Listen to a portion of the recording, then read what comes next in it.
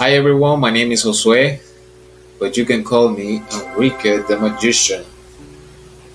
And I'm starting this podcast by following the voice of God and the synchronicities that have been guiding me ever since I began walking the spiritual path. I believe sharing my journey could help others, those who are about to begin their own spiritual awakening, or those who are already in the middle of it and feeling lost, unsure of which direction to take. Because even though each of our lives is unique, I've come to realize that we often go through similar inner challenges, just seen through different perspectives. I'm doing this podcast in English to grow and to reach more people. My English isn't perfect, but neither is the journey, and that's the point. We grow together, right? I'm going to start talking about the beginning, which is my childhood, so you can understand a little about why things happen. Just a little heads up in the spiritual journal, I'll be sharing personal stories, thoughts, and experience.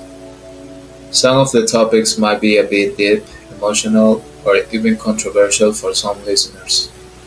This space is all about honesty and reflection, so take what resonates and feel free to leave the rest. Listener discretion is advised.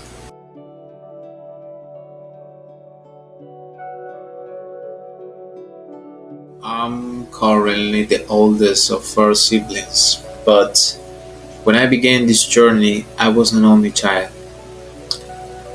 I must say my parents were good people. Despite growing up in difficult circumstances, they always sought to stand out in society without harming anyone. They had good values, but at that time there wasn't much information about mental health or healthy relationships. So when I was born, many things happened that made their relationship not very stable. My father had been promoted to active military service. My mother's father, that is my grandfather, died when I was 5 months old, and then my mother left me with my grandmother when I was 5 years old and went to work in Spain. During that time, I experienced a kind of non intentional abuse, at least externally, but to me, it is still felt deeply violent.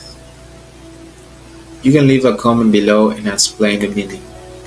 But essentially, my grandmother was trying to calm my fever by applying traditional medicine to my rectum. Yep, it was an ointment and it was very traumatic and painful for me.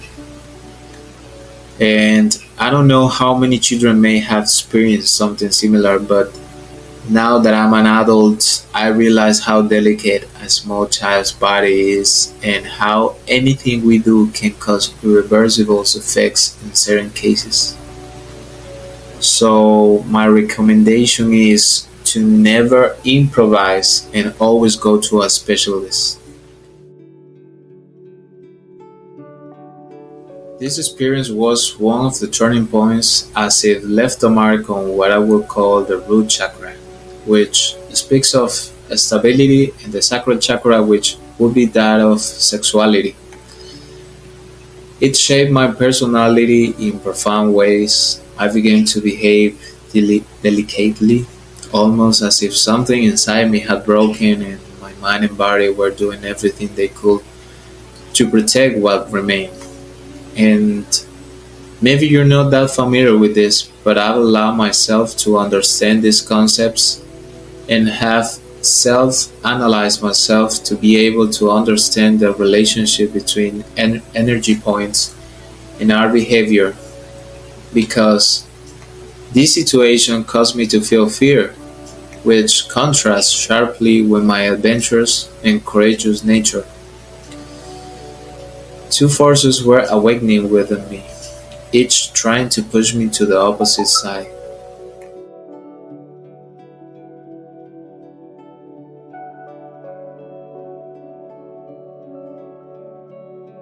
When my parents got back together, they moved to a residential area for military families. My father brought the son he had with another woman when my parents were separated to live with us. So before that, he was living with my father's family for a while, and I don't know what things he learned, but he taught me how to do things that weren't very good. I was happy to have someone to spend time with and agreed to play a lot of homosexual games. I didn't know what I was doing. I thought I was more of a man for accepting challenges from another man, even though it seemed disgusting. And I want to be clear on this, I never been interested in men. Now as an adult I can recognize the beauty of a man as a human being, but I could never have a relationship with one. Years later, I had the chance to speak with psychologists. They told me that these kinds of experiences often come from cycles of abuse within families, and that sometimes resentment between siblings leads one of them to unconsciously try to dominate the other, often through actions that confuse or disempower them emotionally, even sexually. They also explain that when children are neglected or emotionally overwhelmed, they often accept games and behaviors from those they spend the most time with, even if those behaviors aren't healthy. Familiarity, especially in childhood, can make almost anything feel normal, even pain.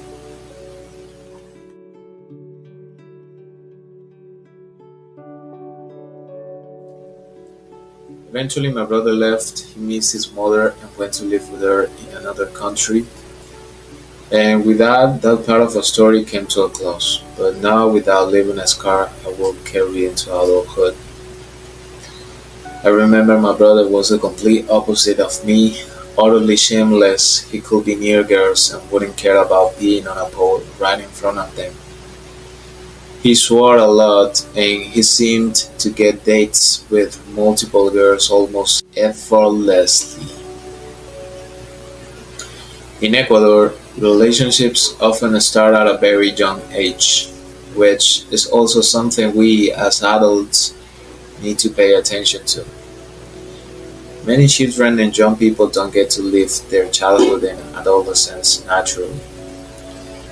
Instead, they become impassioned and end up burying their innocence in pursuit of a premature idea of maturity.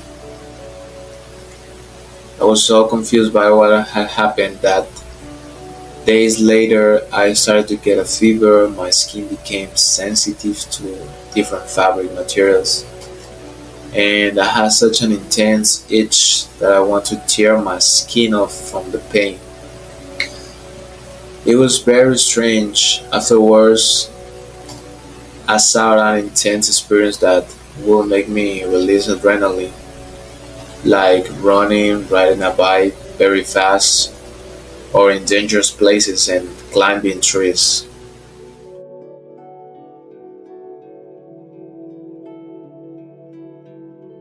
The root chakra is the chakra of the most primitive stability and the one that gives us the foundation to be able to propel ourselves forward.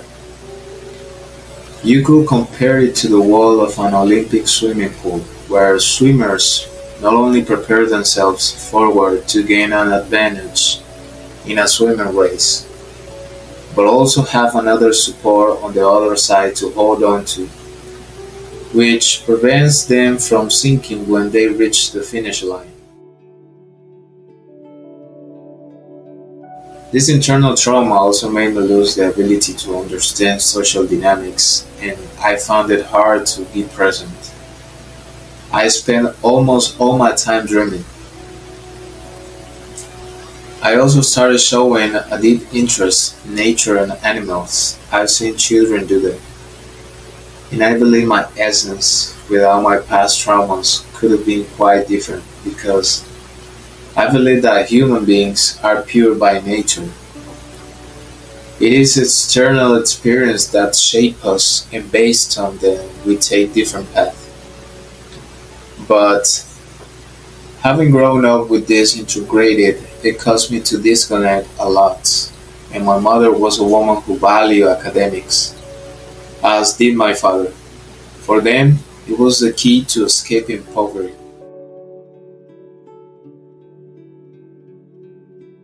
This made the relationship with my parents complicated because I truly had a terrible time in school. At home, I was physically punished for not being able to pay attention in class or take notes. I feel that my parents' generation and mine had different concepts about stability, and that my resentment led me to think that I didn't need money to be happy, and that I could be a hippie with no direction in life.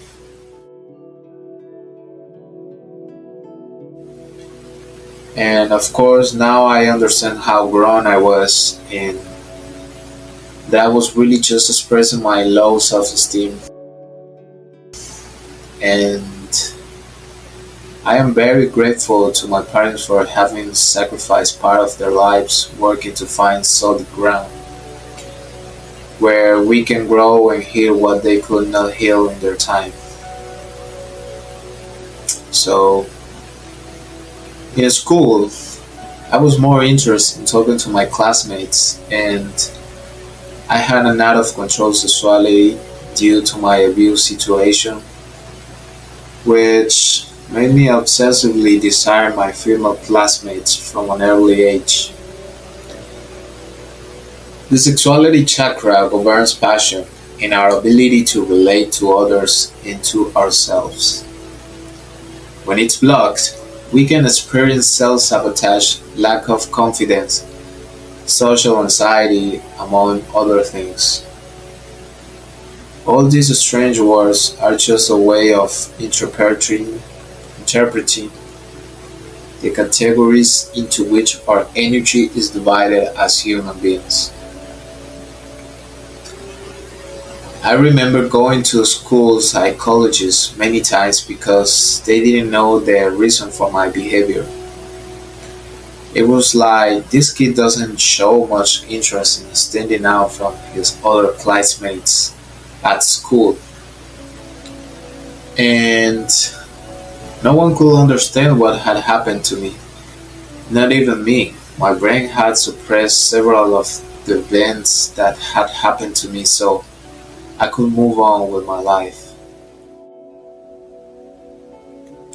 Looking at myself from my current adult perspective, as a child, I showed both my sides simultaneously. I could sing and dance and be very funny. I had developed impressive artistic skills. I could sculpt a human face with Play-Doh while watching my TV shows. And I was very good at inventing gadgets and inventions. I'd say when I grow up, I'll be a scientist. But that pain I carry inside was also transforming into traumas and unhealthy desires. I think I just want to express my pain. It was such a frustrating situation. I couldn't see myself being successful at the time. I didn't understand why, but later I understood why. I remember before feeling all this walking down the street and seeing men turn to look at women's bodies, and I didn't understand why men look at a woman's ass. For me, it was more pleasing to look into their eyes, for example, until I gained access to adult content and my mind began to construct a perception of dynamics between men and women that was not real. I feel that all of this can be quite violent for a child, especially in the world we live in now, where access to pornographic content is very easy.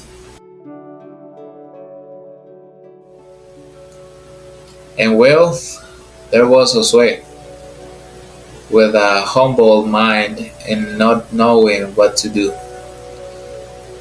I remember I was very good at speaking and learning certain things. I had developed a knack for understanding verbal communication and foreign languages, like this. But I was unable to delve deep into my feelings because I didn't want people to know too much about me. This made it impossible for me to have deep connections with male or female friends. I didn't know how to be in a group or what the trending topics were. I wasn't violent enough to belong to the world of men, and I wasn't homosexual enough to be the best friend to a woman. Because I was not. In fact, I'm always laugh with this comedy scene where there's a guy that is misunderstood as a gay friend, and all the girls invite him to pajama parties. I mean, now I'm a grown ass man, and I know that's completely fucked up. I mean,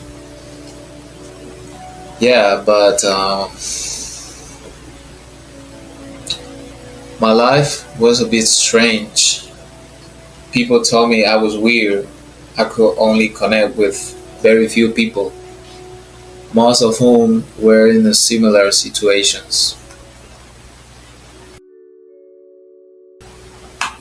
Um, Now that I'm an adult, I can understand how duality works in this reality. The yin and the yang, the two sides of a coin. My soul yearned to share something beautiful with the world, but fears and darkness have had momentarily extinguished my light. My parents had constant fights. My parents had constant fights. My mother's side of the family was traditional Christian. You never saw adults drinking, smoking, or dancing. My father's family was Catholic. Most of them threw parties, drank, and danced to Afro-Latin music.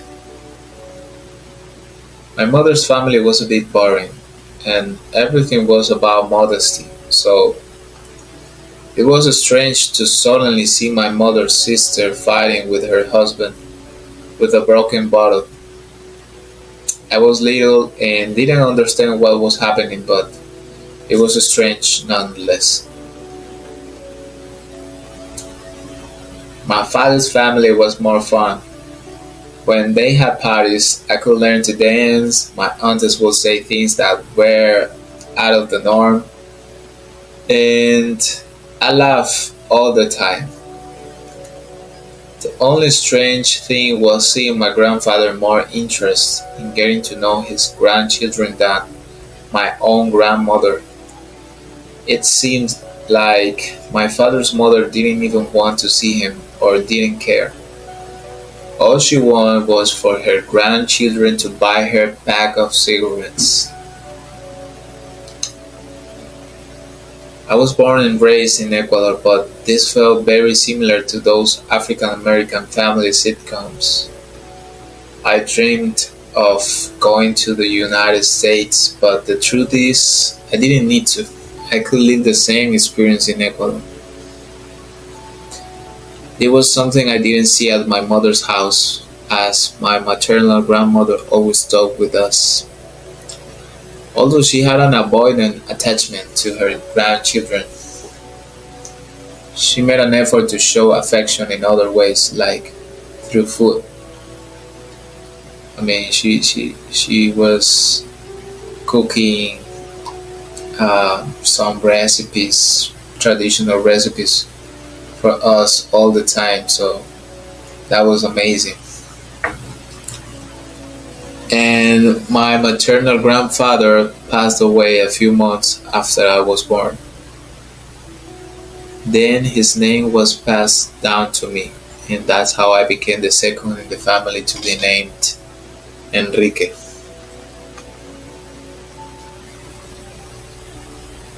Thank you for listening to the podcast, My Spiritual Journal. I am Enrique the Magician. Like this if you enjoy getting to know my shadow. Leave a comment and subscribe if you want to me to share more audios related to my process of becoming a magician.